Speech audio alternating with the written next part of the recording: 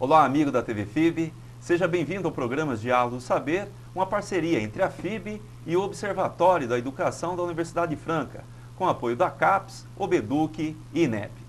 O programa Diálogo do Saber se propõe a discutir temas da atualidade, temas de provocação social. Sempre trazemos aos nossos estúdios intelectuais, professores de várias áreas, com um único objetivo: contribuir para a sociedade por meio de discussões leves, claras e objetivas sobre temáticas variadas. E o nosso tema de hoje é a educação e a violência social. Bom, infelizmente hoje assistimos quase todos os dias casos de violência que envolve a escola. Entre alunos, violência entre alunos com os professores, contra diretores, profissionais de forma geral da área da educação. A violência adentra o ambiente escolar, que deveria ser sinônimo de paz, de tolerância, de fraternidade. Frear essa onda de violência e dar exemplos de como construir uma sociedade mais justa e fraterna é um dos grandes desafios da nossa sociedade contemporânea. No entanto, como atacar a causa desses problemas? Será que criar novas formas de repressão, cada vez mais rigorosas, seria a saída? Aumentar pena, endurecer punições aos acusados, seria a melhor solução? É para discutir justamente essa questão que temos como convidada a juíza e também professora, a doutora Rossana Tereza Curione Mergulhão, que é juíza de Direito da Primeira Vara Civil da comarca de Bauru. Também professora de Direito de Processual Civil e Direito Processual Penal e pós-graduada em Antropologia. Doutora Rossana, seja bem-vinda. Obrigada. Doutora Rossana, não há realmente uma resposta ao grave problema da violência social e, mais especificamente, a violência na escola, né?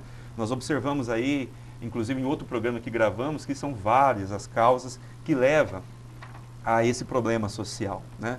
Agora, para resolver casos de violência, se fala aí, muitas vezes na mídia sensacionalista, da necessidade da diminuição da maioridade penal, aumento de penas e coisas do gênero, né?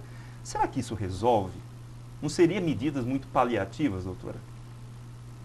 Eu tenho certeza que sim, não é? Eu acredito assim, o sistema, ele tem, todos nós precisamos ter certeza de que se nós violarmos alguma regra e considerando aí uma maior ou menor o espectro, né, de efeitos, essa pena maior ou menor, mas o fato é que eu entendo que todos nós precisamos saber que se nós fizermos determinada coisa, nós vamos responder por isso.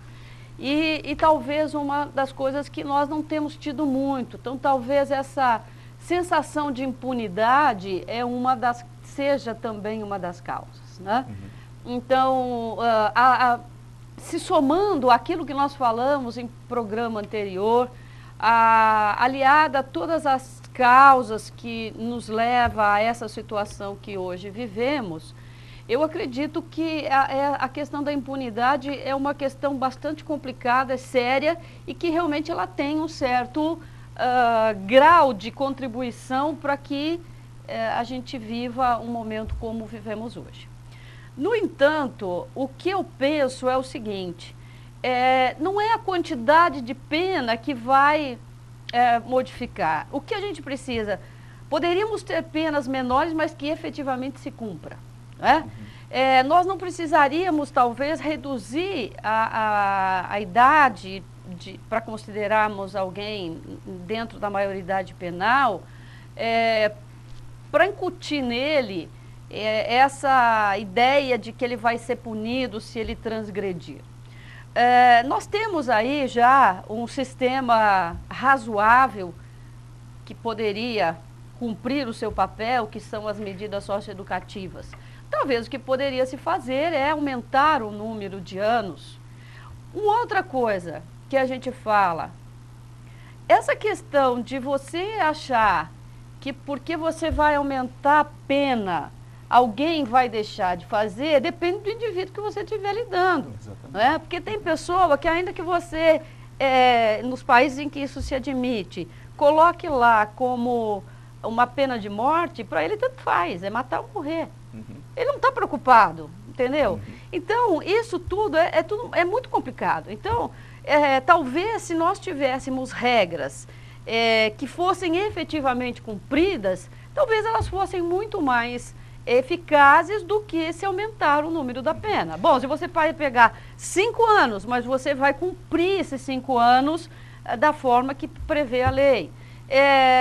Enfim, são situações todas que se colocam. Uma outra situação, em relação a essa redução da maioridade penal, nós nos deparamos aí com uma cláusula pétrea, né? Não se admite dentro do nosso sistema, salvo algumas posições que podem divergir, não se admite que se altere isso. Então, nós teríamos que ter uma nova Constituição para que isso viesse à tona, ou a possibilidade de. Né? E quando a gente vai falar do jovem, do adolescente, se nós analisarmos, verificarmos aí os estudos de neurologia no campo da ciência médica, os cientistas que estudam a neurologia, eles combatem isso porque este ser, ele está em formação. E recentemente aí tive lendo algumas coisas dizendo o seguinte, salvo engano, acho que é o doutor Sérgio de Paula Ramos, ele estuda drogas, etc. E ele fala justamente a respeito disso. Hoje, na verdade, a ciência que estuda aí a medicina, a neurologia, eles até estão sendo levados a pensar que a formação completa do sistema neurológico, ele só se dá com 21 anos. Então, ele diz, é algo assim muito, muito leigo se falar que alguém com 16 anos tem bom senso. Porque a formação neural dele ainda não se deu.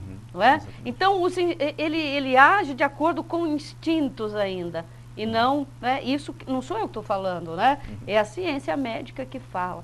Então, mais uma vez, nós nos deparamos com questões, resoluções imediatistas, simplistas, que, quer nos parecer, não resolve esse problema. Exatamente. Muitas vezes a sociedade, frente, por exemplo, a um acontecimento, um crime bárbaro, as pessoas tentam meio que uma vingança, né? E essa vingança ela tem que ser expressa de alguma maneira, de alguma forma, né? Então tenta-se buscar na justiça uma forma drástica, né, para a resolução do problema.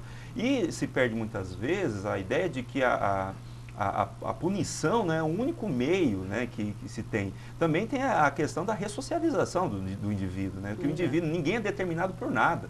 Ou talvez a socialização. Exatamente. Esse indivíduo ele tem que ser reconduzido.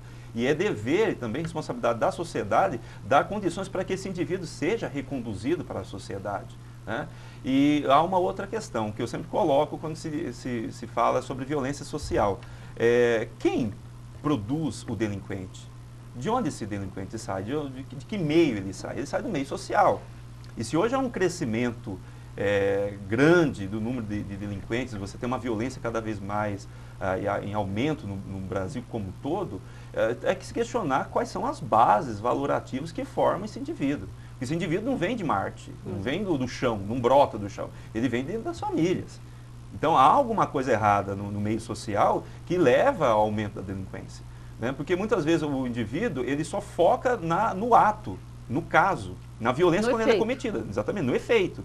né? Mas não foca justamente na formação do perfil, na personalidade desse que é o agente da violência. Onde falhamos, né? Todos. Onde falhamos, né? Todas as instituições. Exatamente. Eu li um artigo faz pouco tempo, coisa de 2 meses, onde dizia justamente isso. O número de penitenciárias que foram construídas, estão sendo construídas Brasil afora, aumentou cerca de 40% nos últimos 10 anos. E ainda há um problema seríssimo na falta de vagas, né, de lugares nessas penitenciárias. Então, peraí, de repente, o que está se construindo e o que está se formando de indivíduos, né? E o que sai de lá, né? E o que sai de lá, e que é o pior, né? Você tem aí um sistema carcerário falido, que já dá mostras realmente que é saturado, os modelos que são utilizados para a ressocialização do indivíduo, né? Para cumprir a pena e ser ressocializado, e sai muitas vezes até pior do que entra.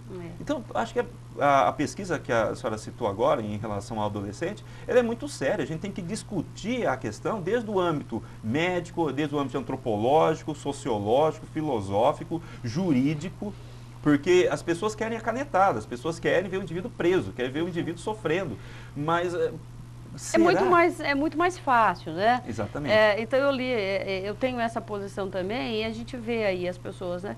Isso é uma visão muito simplista, de uma situação muito mais complexa. Então, não é varrendo a sujeira embaixo do tapete que nós vamos deixar a casa limpa. Exatamente. E isso adentra as escolas, né, doutora? Claro. A escola, como meio social, fazendo parte do tecido social, ela é feita de indivíduos. E esses indivíduos que compõem a sociedade. Então, é óbvio que essa violência... De onde está vindo essa criança? Exatamente. Né? De onde está vindo esse adolescente? O adolescente que bate no professor, que bate no colega, né? que fura o pneu, que joga a carteira nas costas do professor, esse indivíduo não vem do nada. Ele vem justamente de uma sociedade onde a base de valores, onde a personalidade desse sujeito é uma personalidade muito viciada, né? Ele, na verdade, é um indivíduo assujeitado por N questões de desumanização, que leva ele a esse tipo de prática, né? A prática de desacato à autoridade dentro da sala de aula, porque justamente ele não consegue perceber as diferenciações, né? Entre estar em uma sala de aula, estar dentro de casa ou estar na rua. Para ele é a mesma coisa, ele não tem essa sensibilidade que a gente acha que ele deve ter, e deveria ter exatamente. Né? Deveria ter, mas infelizmente não é bem assim. Então... quando eu sempre falo, quando a gente vai falar de alguma coisa, e eu sempre uso a sala de aula, porque é o local que a gente tem para refletir, e é um terreno muito farto, né? E um terreno muito fértil para que a gente possa levantar algumas discussões. Então, muitas vezes a gente xinga o Congresso Nacional, por exemplo, né? Mas quem é o Congresso Nacional? De onde vem? Ninguém veio de Marte, de Júpiter. Ele sai do nosso meio. E ele está lá por uma manifestação de vontade nossa. Então, eu sempre uso eu faço sempre essa comparação.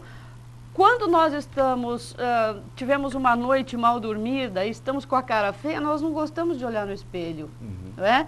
E o Congresso Nacional nada mais é do que o espelho da sociedade. Exatamente. E hoje a gente está vendo que a escola, ela também está refletindo, já desde muito pequeno, o ser que nós estamos construindo. Quem é esse que nós estamos formando, né? Exatamente. Quem é essa pessoa? Exatamente. Bom, o assunto é interessante, mas nós vamos para um breve intervalo e voltamos daqui a pouco com programas de Diálogos do Saber. Não saia daí.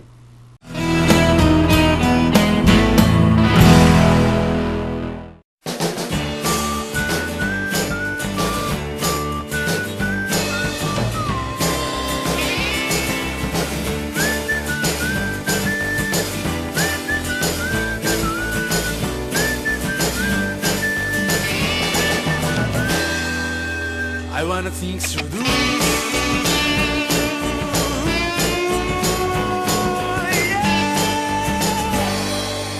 I wanna things to do.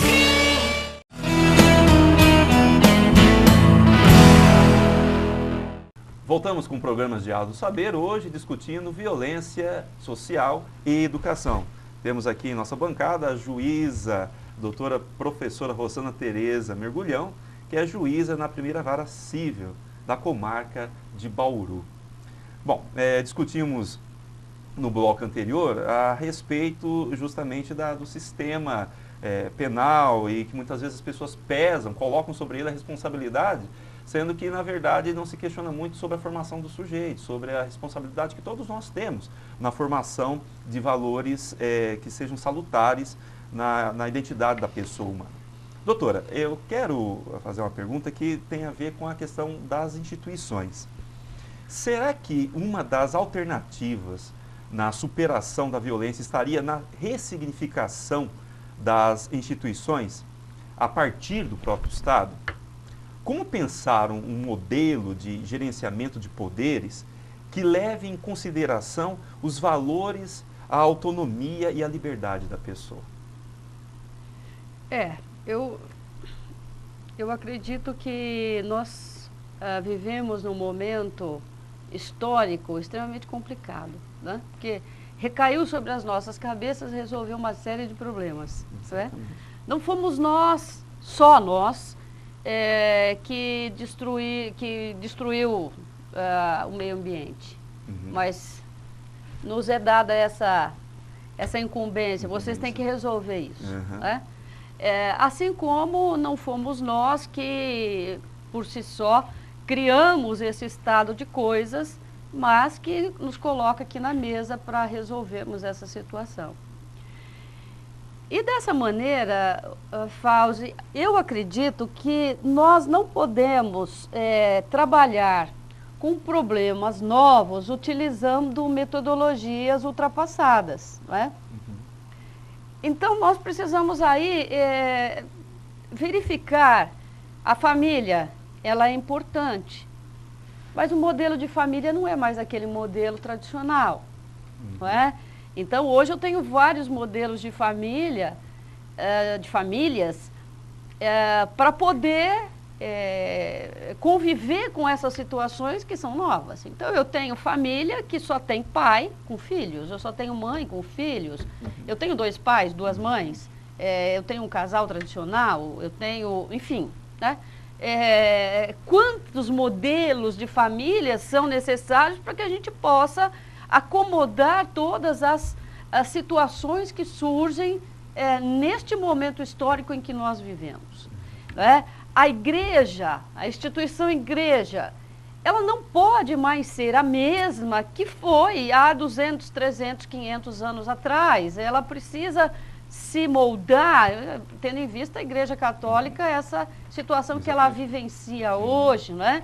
Com a mudança até do próprio Papa. Do próprio Papa, o surgimento de tantas igrejas aí, sempre, né, não vamos entrar no mérito disso agora, que não é o nosso foco, mas enfim, o que a gente percebe ali é a necessidade que nós tivemos de uma reacomodação ou de uma urgente mudança de posição, porque não se atende mais, não é? É uma roupa que não cabe mais no manequim. Então, dessa maneira, nós precisamos construir um Estado diferente também. Não dá para que a gente pense num Estado na conformidade de alguns anos, décadas e séculos atrás, da mesma maneira que nós trabalhamos hoje.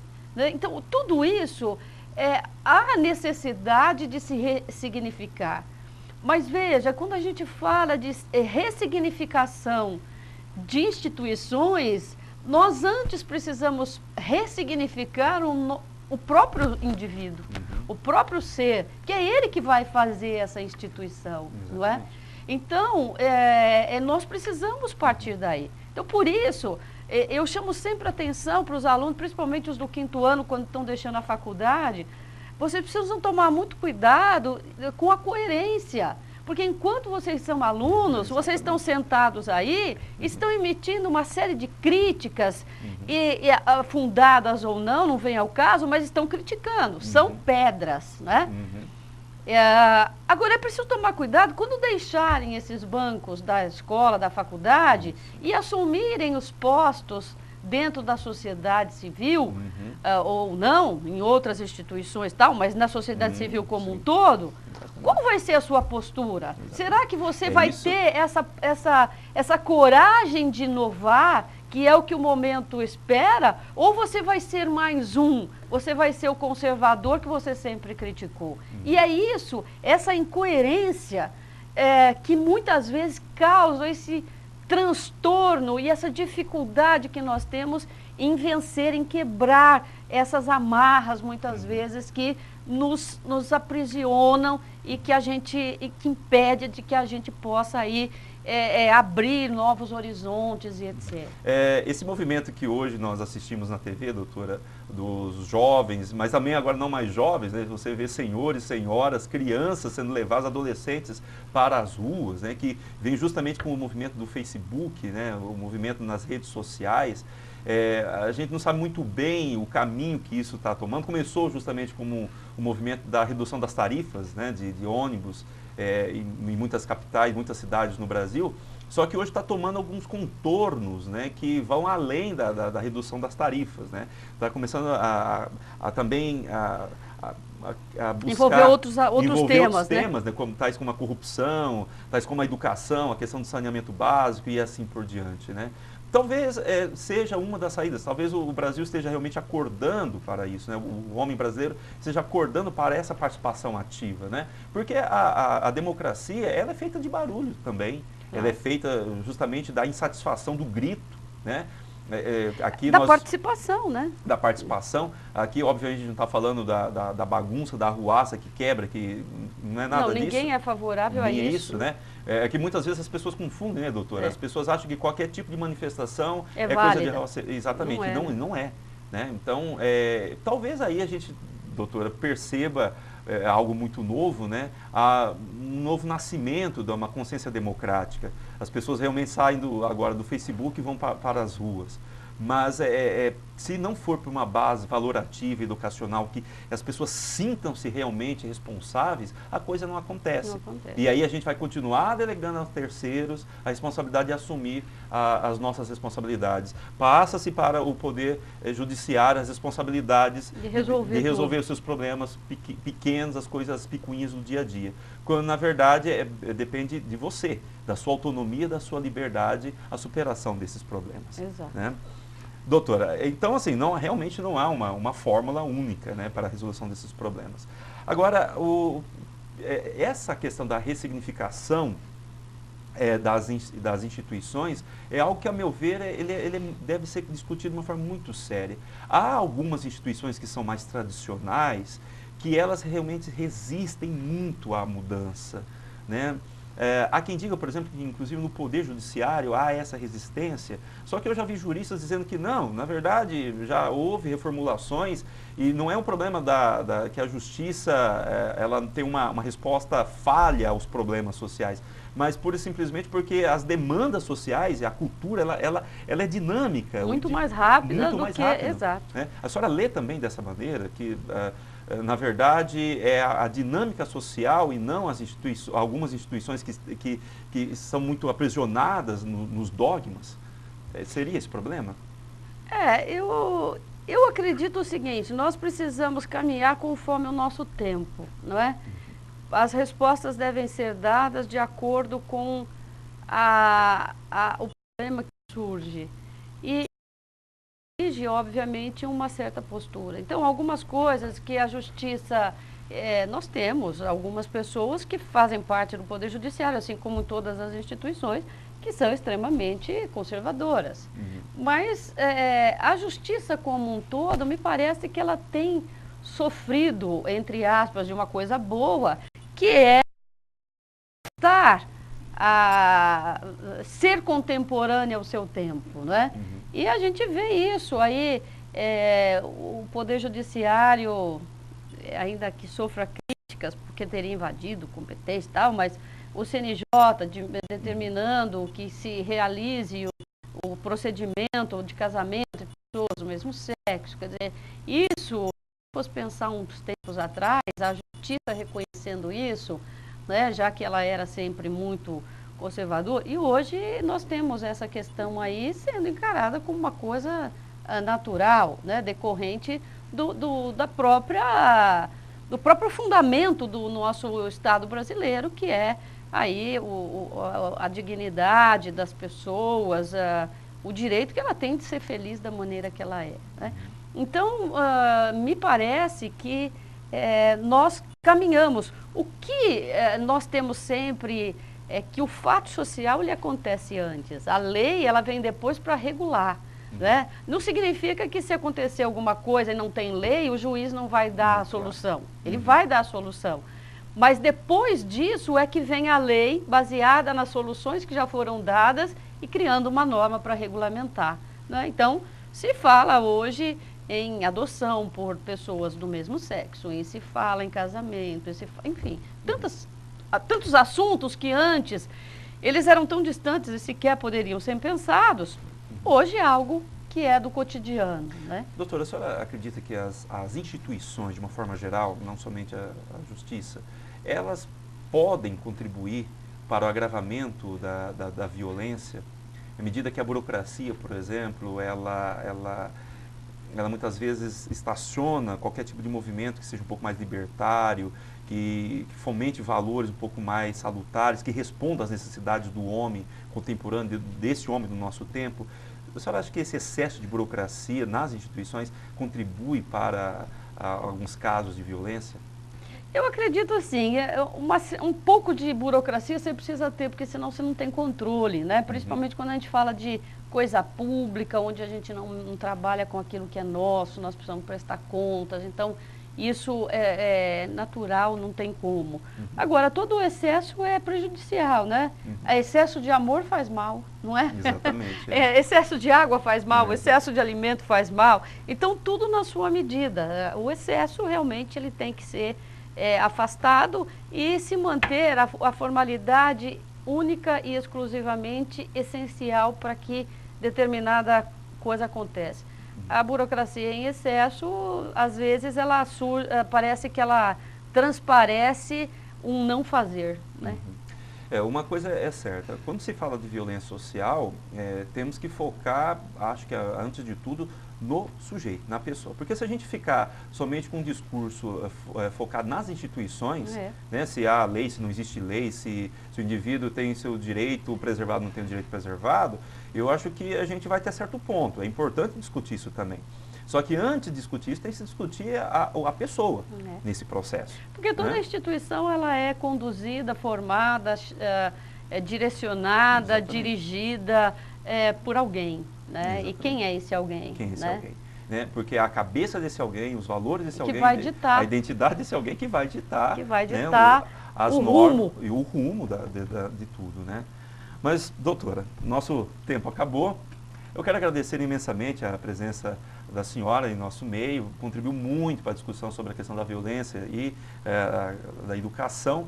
Quero agradecer imensamente pela participação em nosso programa Diálogo do Saber. Eu agradeço e a gente sempre tem a sensação de que ficou um monte de coisa sem falar, porque realmente é assim, né?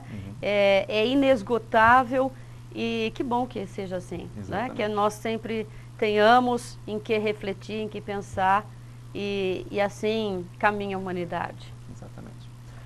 O programa Diálogo do Saber fica por aqui. Contribua também, mande sua sugestão, dúvidas para o e-mail falsefilo@hotmail.com. Até mais.